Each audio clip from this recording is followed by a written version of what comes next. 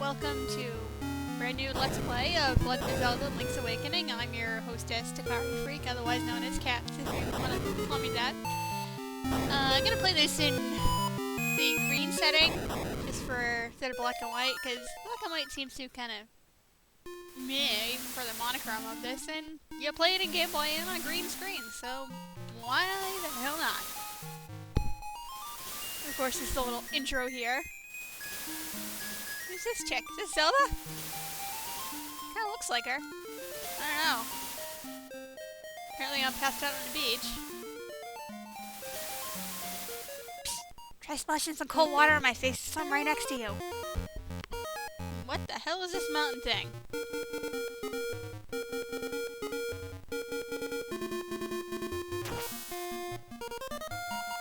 Yeah! Now I'm gonna start from that game that I started but didn't save, so it goes back to the start. I'm just gonna keep that name because I can't think of anything more witty and I just think it's funny. So apparently she dragged me to her house. Oh, she's not Zelda. What? Okay.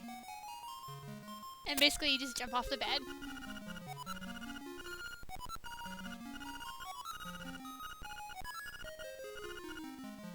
Okay, so she wants me to go see my... she thinks I'm still woozy, but she still wants me to have my shipwreck ship.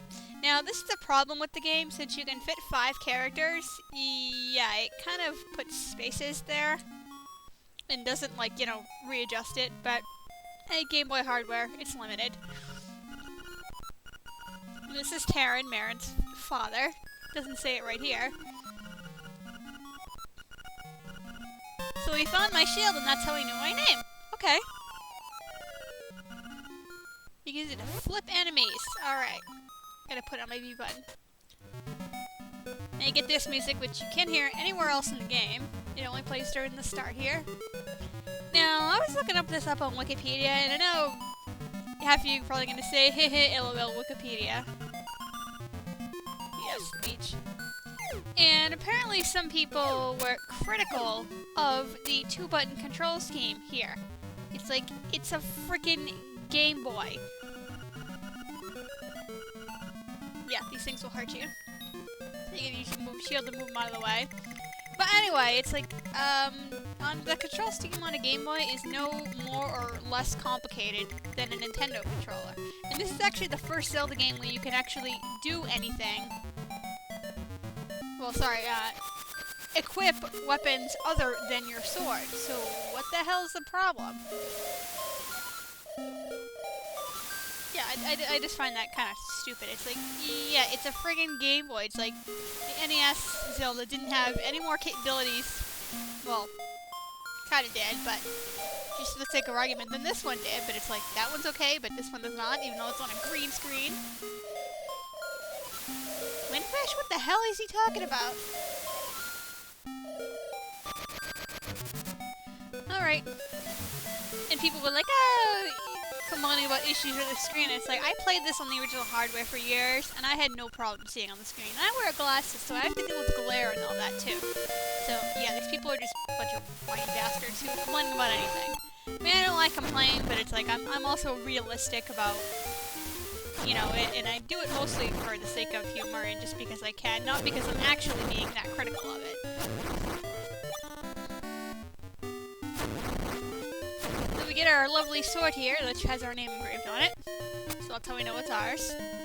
And this game, when did it come out in 93? I got it in 94, I think. Or just before 94. I got it packaged with the Game Boy, so it had to have been after it was released, obviously. And this is obviously the first handheld Zelda game.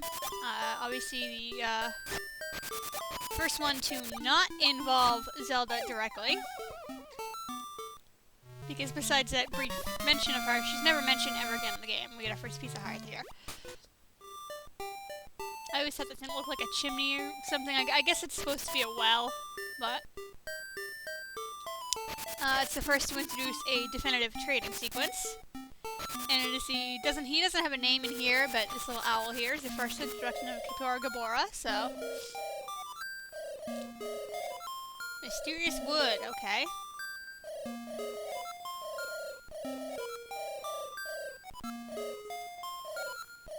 Who the hell is this windfish?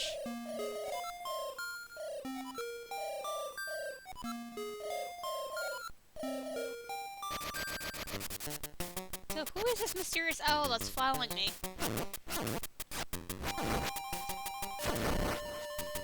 And I'll get this just for the sake of getting it. We have a guardian acorn, which is similar to the concept of the blue ring in the original Zelda. And it will continue. I'm not sure. I think it's got a time limit on it, but it will continue to work until you get hit 3 times. And it's indicated by this lovely music here. Yeah, we get cracked floors here. Here we have a fairy fountain, which we don't need. Obviously, if you have full health, she'll never show up. And I'm just going through here just for the sake of the map stuff. I'm not going to go through this game as fast as I normally would, playing it as I usually play it, just for LP purposes. I mean, this is not designed to be a speedrun, but I could technically speedrun this game, but I don't feel like it. I'm going to show it off, so. So here we have our map with... See, we can't even move over to see the blank space. Of course, we have our sub-screen here and all that good stuff.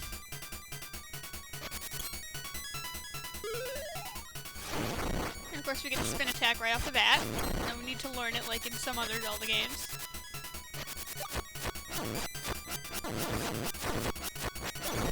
Yay! Yeah, you'll get this a lot until, you get a certain end that lets you lift it. That's the chest with the key in it.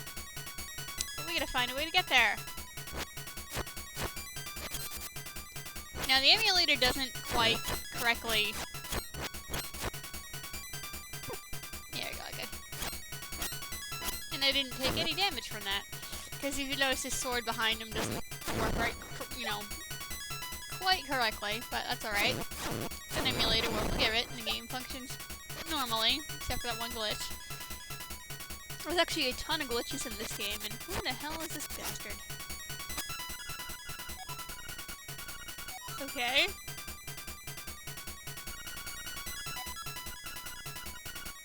What the hell?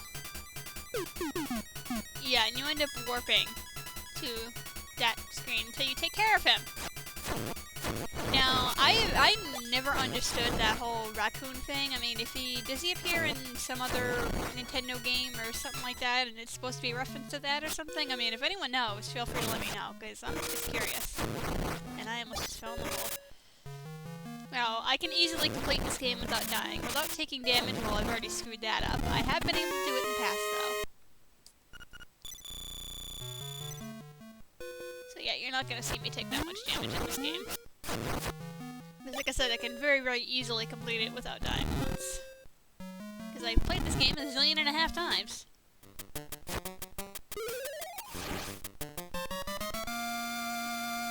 And we get a toadstool mushroom! Did I just walk backwards there? And there's chest again, but we don't have any means to jump over holes. Yet. So let's go back around the way we came.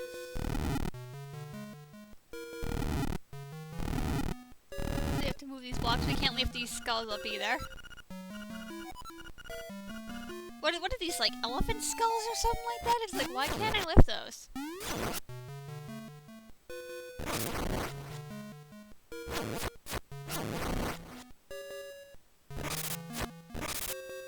Oh crap, I gotta go run this way. Meh. Now you don't want to stand on the cracks too long, because that will happen.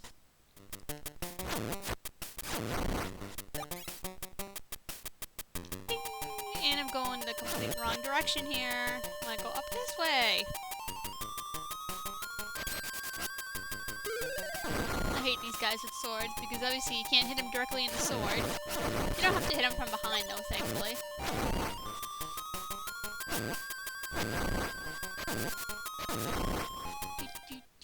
Another piece there's a heart there, which we can't get to yet.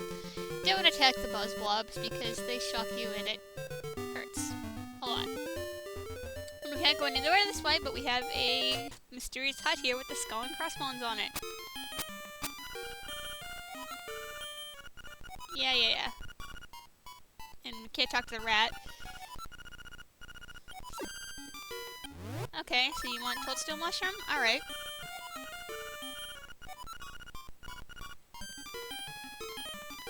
Crappy cutscene here.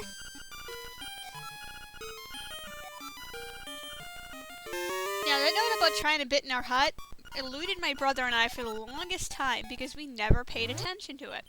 Now, Link to the Past had already been released, but we did not have a Super Nintendo ever in my house, so we never played it. So we did not know this concept of lighting torches, which in this game is what the powder can do, among other things.